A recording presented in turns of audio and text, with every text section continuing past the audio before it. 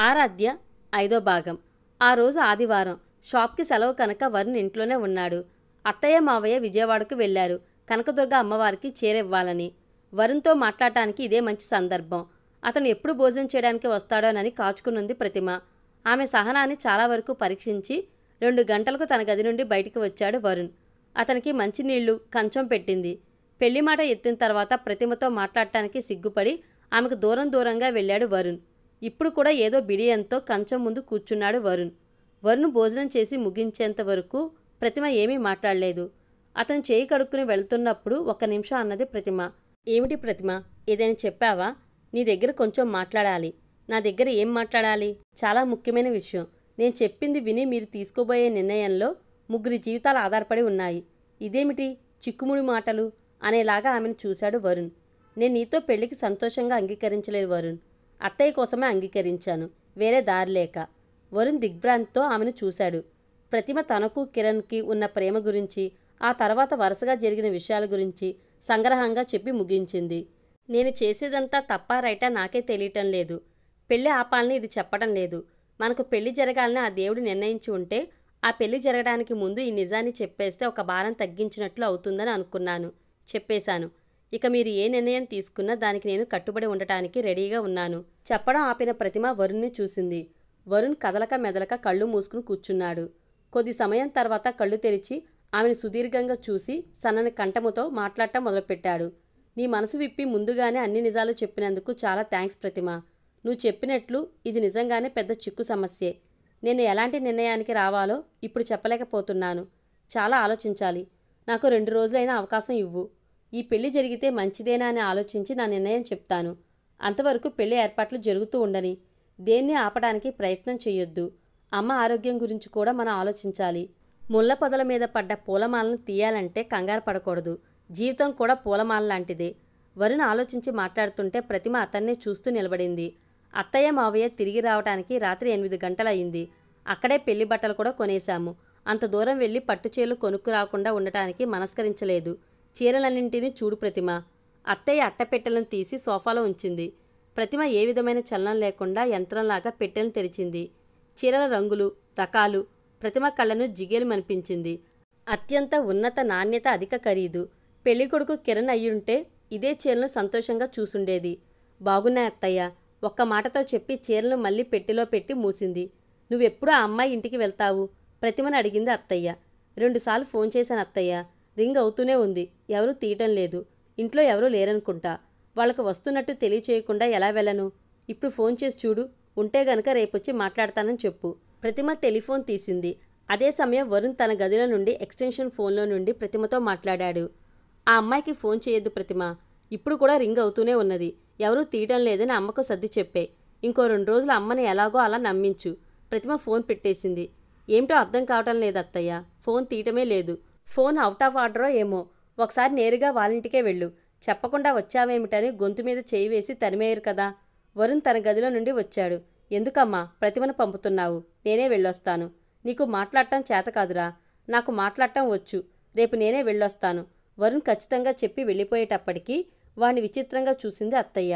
చెప్పినట్లే మరుసటి రోజు పొద్దున్నే బయలుదేరి ఆ అమ్మాయి వాళ్ళింటికి వెళ్ళిన వరుణ్ అటునుండి తిన్నగా షాప్కి వెళ్ళి మధ్యాహ్నం భోజనానికి ఇంటికి వచ్చాడు. ఏరా వాళ్ళున్నారా? Phone repair అంటనా? ఏం చెప్పారు? అత్తయ్య ఆశగా అడిగింది. అందరూ ఉన్నారు. ఆ అమ్మాయి కూడా ఉన్నది. నువ్వు విషయం చెప్పావా? 6 నెలల తర్వాత పెళ్లి పెట్టుకుందామని నువ్వు చెప్పావా? అది చెప్పాల్సిన అవసరం ఏర్పడలేదు. నువ్వు చెబుతున్నది ఏది అర్థం కావటం లేదు. వచ్చే వారం ఆ అమ్మాయికి నిశ్చయ తాంబూలాలట.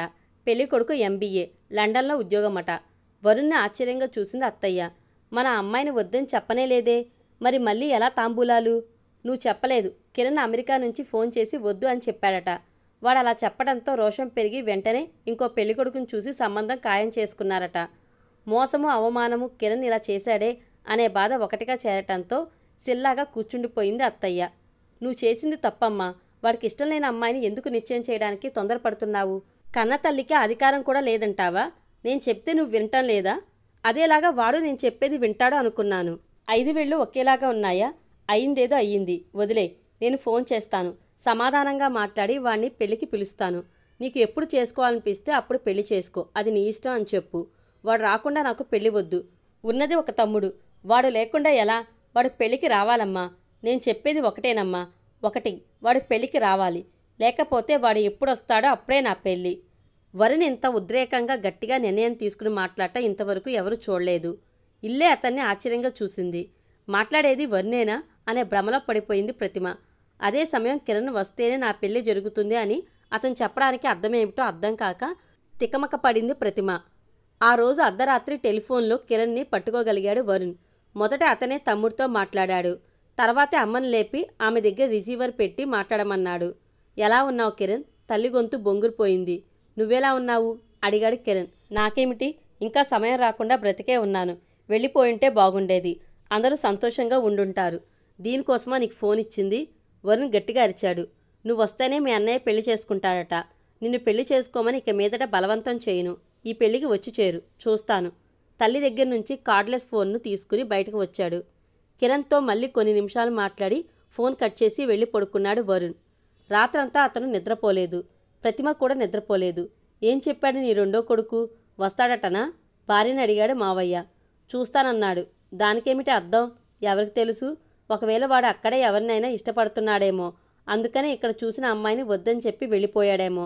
అది సరే, మనం ఇష్టపడేవన్నీ జరగొద్దు, ఇష్టపడుతున్నవన్నీ జరుగుతున్నాయా ఏమిటి? ఇది ఎవరికి చెబుతున్నావు? వాడు ఇష్టపడేది జరగదంటున్నావా? లేదు, నువ్వు ఇష్టపడేలాగా జరుగుతుందా అని అడుగుతున్నావా? ఏమిటి ఒకలాగా సందేహంగా మాట్లాడుతున్నారు? అత్తయ్య ఆయన్ని కళ్ళార్పకుండా చూసింది. ఈ కాలంలో అరేంజ్డ్ మ్యారేజ్లు ఎక్కడ ఎక్కువగా జరుగుతున్నాయి? ప్రేమ పెళ్లిళ్ళే ఎక్కువ. వాటినే కన్నవాళ్ళు గౌరవంగా జరుపుతున్నారు. నీ కొడుకు ప్రేమించాడు అంటే తప్పులేదు రామలక్ష్మి. వాడు వస్తే వాడితో నిదానంగా చక్కగా మాట్లాడి మనమే వాడికి మంచిగా పెళ్లి చేసేద్దాం. రామలక్ష్మి సమాధానం చెప్పకుండా పక్కకు తిరిగి పడుకుంది. మొదటి నుంచి ఆమె వేస్తున్న లెక్కలు ఎక్కడో ఒకచోట తప్పు అవుతుంది. అలా ఎందుకు జరుగుతుందో తెలియటం లేదు. చిన్న వయసులో పెద్ద కొడుకు వరుణ్ నవ్వును గబగబా తడుముకోకుండా మాట్లాడటాన్ని చూసి వాడు పెద్ద చదువులు చదివి పెద్ద ఉద్యోగంలో ఉంటాడని అనుకున్నది. రెండో కొడుకు కిరణ్కి 3వ ఏడు వచ్చేంతవరకు మాటలు రాలేదు. అన్ని విషయాల్లోనూ మందంగా ఉండేవాడు. వీడు ఏం చదివి పాస్ అయ్యి ఏం ఉద్యోగం చేస్తాడో అనుకుని నిట్టూర్పు విడిచేది. అప్పుడంతా అన్నదమ్ములిద్దరూ చదువులో సాధారణ రకాలే. 3 ఏళ్ల తర్వాత పెద్ద కొడుకు వరుణ్ దగ్గర హఠాత్తుగా ఒక రకమైన నిదానము, బిడియము చోటు చేసుకుంది. అదే సమయం రెండో కొడుకు కిరణ్ దగ్గర చురుకుదనం, చలాకీ చోటు చేసుకుంది. అన్ని సబ్జెక్టుల్లోనూ మొదటి ర్యాంకు వాడిదే. మొదట్లో కిరణ్ గురించి బాధపడిన రామలక్ష్మి తర్వాత వరుణ్ గురించి బాధపడింది. బంధువులు నవ్వారు. వరుణ్ గురించిన ఆందోళన ఎక్కువైంది. ఎత్తు, రంగు, అందం, చదువు, సామర్థ్యం, తెలివితేటలు అన్నిట్లోనూ తక్కువగానే ఉండేవాడు. వీడికి అమ్మాయిని ఎవరిస్తారు అనే భయం మనసులో కలవరం రేపుతుంటే మొట్టమొదటిసారిగా ప్రతిమ ఉన్నదే అనే ఆలోచన ఏర్పడింది. ప్రతిమకు ఎవరూ లేరు. ప్రతిమను బయట వాళ్ళకి ఇచ్చి పెళ్లి చేయాలంటే కనీసం 7-8 లక్షలన్నా కావాలి. అంత డబ్బు బయటకు పోకుండా వరుణ్కే ఇచ్చి పెళ్లి చేసేస్తే డబ్బులు పోవు, వరుణ్కి అమ్మాయి దొరుకుతుంది అని చాకచక్యంగా లెక్క వేసింది. ఆ లెక్కలోనూ ఒకరోజు మట్టిపడింది. కిరణ్ ప్రతిమల ప్రేమ కలాపాలను అనుకోకుండా చూసినప్పుడు బలంగా అదిరిపడ్డది.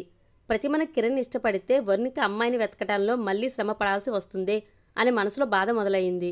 కిరణ్కి అమ్మాయిని ఇవ్వటానికి క్యూలో నిలబడతారు అనే పరిస్థితిలో పెద్ద కొడుకు వరుణ్ కోసం మనసులో తాను నిర్ణయించుకున్న అమ్మాయిని చిన్న కొడుకు ఇష్టపట్టమా అనే కోపం వచ్చింది.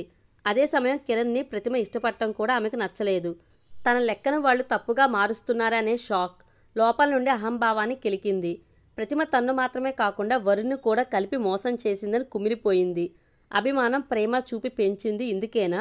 నా ఇష్ట ప్రకారమే ఆమె నడుచుకోవాలి గాని ఆమె ఇష్టానికి నేను నన్ను మార్చుకోవాలనే అవసరం నాకు లేదు అనుకున్నది. ఎటువంటి గొడవ చర్చ లేకుండా ఏమీ తెలియనట్లు వాళ్ళు వేసుకున్న ప్రేమ లెక్కను తప్పుగా చిత్రించి తాను విజయం సాధించాలని అనుకునే కిరణ్కి అమ్మాయిని చూసి అతనితో ఏమీ చెప్పకుండా అందరినీ కన్ఫ్యూజన్ చేసి పెళ్లి చూపుల కార్యక్రమం జరిపింది. ఆ అమ్మాయి అందం, అంతస్తు, చదువు కిరణ్ మనసును మారుస్తుందని ఆమె వేసుకున్న లెక్కను అతను చెడగొట్టాడు. తన ప్రేమ విషయంలో మొండిగా ఉండి ఇప్పటికీ పెళ్లి వద్దు అని చెప్పి వెళ్ళిపోయాడు. అలా వెళ్లేంత వరకు కూడా ప్రతిమను ఇష్టపడుతున్నది నోరు విప్పి చెప్పలేదనేదే ఆశ్చర్యకరమైన విషయం. ఏ ధైర్యంతో అతను వెళ్ళాడు? ప్రతిమ తను తాను కాపాడుకోగలదు అనే నమ్మకంతోనా? ఈ పరిస్థితుల్లోనే హార్ట్అటాక్ రూపంలో దేవుడు అత్తయ్య సహాయానికి వచ్చాడు. దాన్నే సాకుగా పెట్టుకుని ప్రతిమను వరుణ్తో పెళ్లికి ఒప్పించింది అత్తయ్య.